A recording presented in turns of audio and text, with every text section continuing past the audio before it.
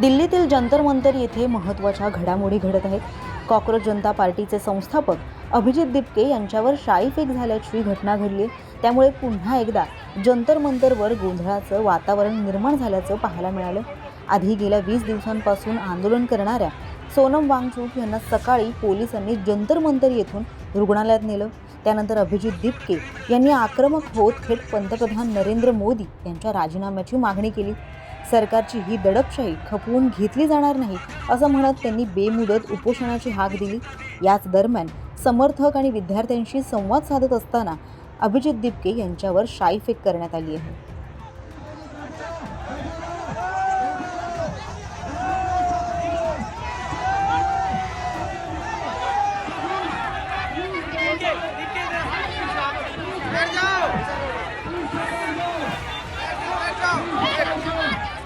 मिळालेल्या माहितीनुसार एका महिलेनं अभिजित दिपके यांच्यावर शाई फेकली।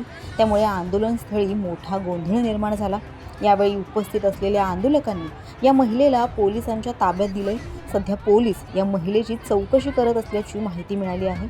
या घटनेनंतर अभिजित दिपके यांनी एक्स या सोशल मीडिया प्लॅटफॉर्मवरती एक पोस्ट शेअर केली आहे, ज्यामध्ये त्यांनी निळा माझा आवडता रंग आहे अशी एका वाक्यात प्रतिक्रिया दिली आहे। कोई बड़ी बात नहीं है, कोई बड़ी बात नहीं है,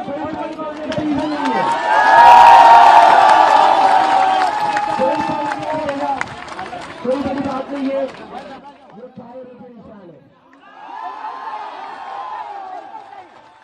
और ये जो इनके ऊपर फेंकी गई है, ये हम सबकी बहादुरी का सबूत है। मुझे अभी मेरी टीम करेंगे एक पोस्ट दो, मैंने कहा मैंने पोस्ट ये हमारी बहादुरी का सबूत है कि हमें आपको दे रहे हैं। भाई नीचे रख लो, आप नीचे रख लो, आप नीचे रख लो।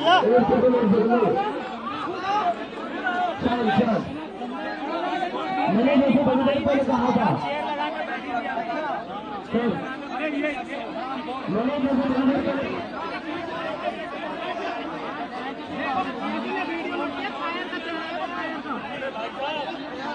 यार बैठ जाओ यार नीचे यार, आप लोग आगे खड़े हो कैमरे के भाई। मैंने जैसे बंदे को कहा था, आप लोग बैठ जाइए। मैंने जैसे बंदे को कहा था ये लोग आएंगे, 500 रुपए वाले गुंडे आएंगे।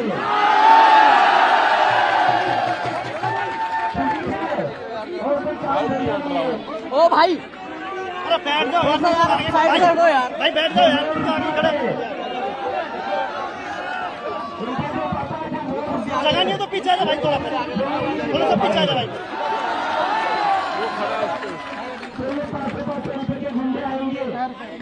हमें उकसाने की कोशिश करेंगे, हमें प्रोवोक करने की कोशिश करेंगे, लेकिन अभी आपने देखा फिर प्रोवोक नहीं हुआ। आप लोगों को नहीं होना है, किसी को यहाँ पर प्रोवोक नहीं होना है।